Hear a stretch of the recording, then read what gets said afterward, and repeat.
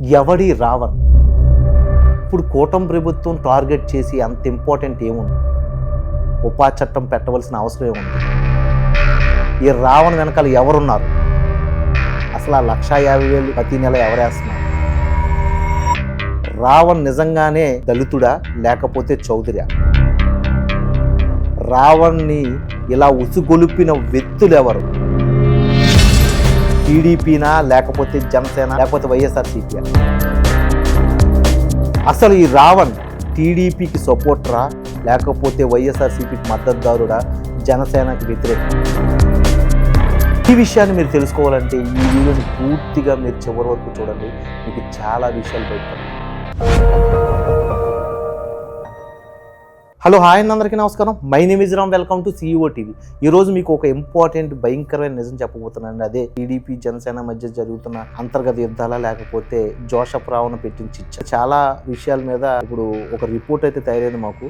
But TDP మాత్రం media అంతా కూడా ఈ జోసఫ్ రావును వైఎస్ఆర్సీపీకి సంబంధించిన వ్యక్తి అనే దాని మీద ఫోకస్ చేస్తూ అతను ఒక మాదిక కులానికి చెందినవాడు అనేసి న్యూస్ కథనాలు అయితే చదువుతున్నారు.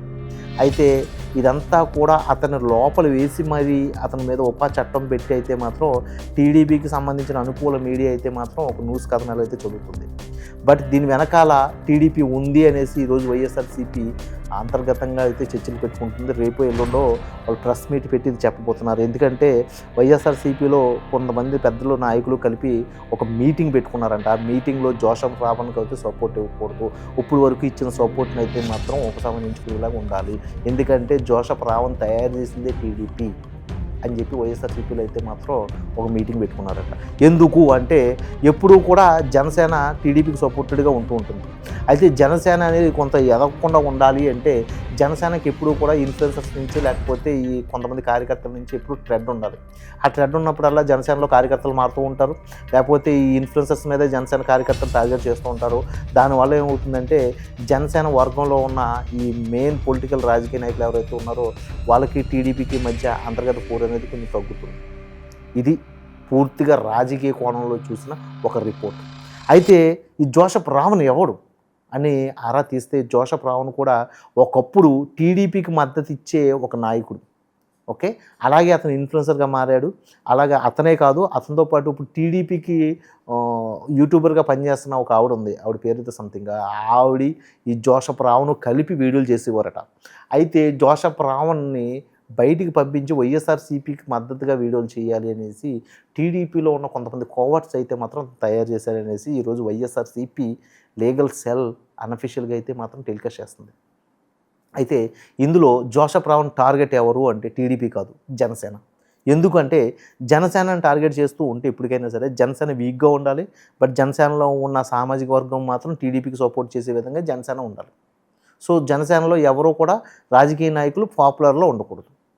ఇది జనసేన మీద టీడీపీ చూపిస్తున్న అక్కస్సు అంటూ కొంతమంది కార్యకర్తలు లేకపోతే సోషల్ మీడియాలో ఉన్న జనసేన మద్దతుదారులు ఎవరైతే ఉన్నారో వాళ్ళైతే మాట్లాడుకుంటున్నారు.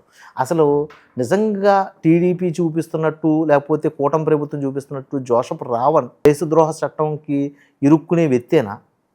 అతనికి మీద ఉపా చట్టం పెట్టవలసినంత అవసరం ఉందా అని ఆలోచిస్తే పూర్తిగా అతను మాత్రం జనసేననే టార్గెట్ చేశాడు. కాబట్టి జనసేనకి ఎప్పుడూ కూడా టీడీపీ మద్దతు ఉంటుంది. కాబట్టి ఈరోజు పవన్ కళ్యాణ్ గారి మీద ప్రేమతో ఉపా చట్టం పెట్టేమని చెప్పి టీడీపీ ఏదైతే ఉందో, మరి ఇక్కడ జోసఫ్ రావణ్ ఫస్ట్ నుండి కూడా టీడీపీకి మద్దతుగా ఉన్నాడు కదా, మరి దాని మీద ఏ స్టాండ్ తీసుకుంటుంది టీడీపీ? ఇక ఇంకో విషయం చెప్పాలి. ఆ విషయం కనుక మీరు గమనిస్తే టీడీపీ మీద మీకు అనుమానం వస్తుంది. అదేంటి అంటే గతంలో శ్రీరెడ్డి అని ఒక ఆవిడ ఉండేది. ఆవిడ ఒక 5 years వైఎస్ఆర్సీపీకి సపోర్ట్ ఇస్తున్నట్టు టీడీపీని కానీ జనసేన కానీ టార్గెట్ చేసేది. టీడీపీలో చంద్రబాబు నాయుడు గారిని లోకేష్ గారిని ఎక్కువ టార్గెట్ చేసేది కాదు. కానీ జనసేనకు సంబంధించిన నాయకులు మాత్రం లేకపోతే పవన్ కళ్యాణ్ గారిని టార్గెట్ చేయడం, లేకపోతే టీడీపీలో వైఎస్ఆర్సీపీకి ఎవరైనా సరే సపోర్టుడు మద్దతుదారులుగా ఉన్నారు అంటే మీ భాషలో కోవట్లుగా ఉన్నారు అనే వ్యక్తులు ఎవరైతే ఉన్నారో వాళ్ళకి మాత్రమే శ్రీరెడ్డి టార్గెట్ చేస్తూ తిట్టేది. మీకు అర్థమవుతుందా? ఇందులో రఘురామకృష్ణరాజు గారు ఉన్నారు, సో అండ్ సో చాలామంది ఉన్నారు. ఒక పొలిటికల్ గేమ్ అని అర్థమవుతే మీకు అర్థమవుతుంది. అండ్ ఈ సీరెడ్డి గురించి కూడా ఒక వెర్షన్ చెప్పాలంటే 2008లో ఆవిడ ఒక సినిమా రంగం నుంచి ఎత్తుకున్న ఒక ఇష్యూ వల్ల ఆవిడ పాపులారిటీ వచ్చింది. ఆ పాపులారిటీ తర్వాత ఆవిడ ఈ వైఎస్ఆర్సీపీగా టీడీపీకి సపోర్ట్ ఇవ్వాలని తిరుగుతున్న టైంలో టీడీపీకి అయితే కొంతమంది ఎమ్మెల్యేలు ఆవిడ సపోర్ట్ కోరుకుంటే విజయవాడలో ఆవిడ టీడీపీ ఎలక్షన్స్లో ప్రచారానికి కూడా వచ్చింది. అలా ప్రచారానికి వచ్చిన సమయంలో కార్యకర్తలందరూ కూడా ఆవిడని వ్యతిరేకిస్తే ఆ రోజు ఆవిడనైతే బయటికి పంపించేశారు.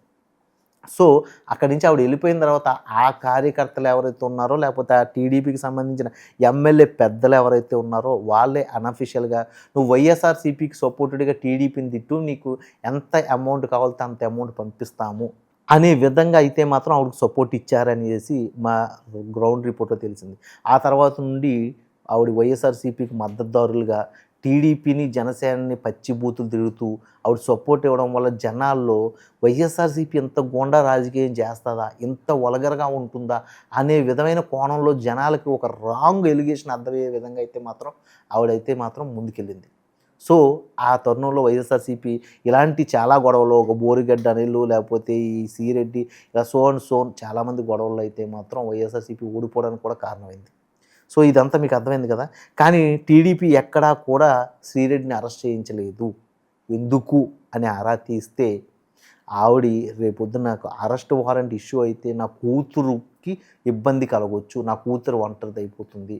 సో దానికి మాత్రం నేను సారీ చెప్పమంటే చెప్తాను, నాకు అన్అఫిషియల్గా ఎంతమంది పెద్దలతో చెప్పమన్నా చెప్తాను అని చెప్పి ఆవిడ సైలెంట్ అయిపోయింది అనేది మాత్రం రిపోర్ట్. ఇలా చెప్పుకుంటూ పోతే ఒక చేబ్రోలు కిరణ్ ఇతను టీడీపీకి మద్దతుగా ప్రకటిస్తూ వైఎస్ఆర్సీపీకి సంబంధించిన లీగల్ సెల్ అడ్వైజర్ అనేసి చేబ్రోలు కిరణ్ విషయంలో టీడీపీ పసిగట్టి అతను అరెస్ట్ చేయించింది అని ఒక టాక్.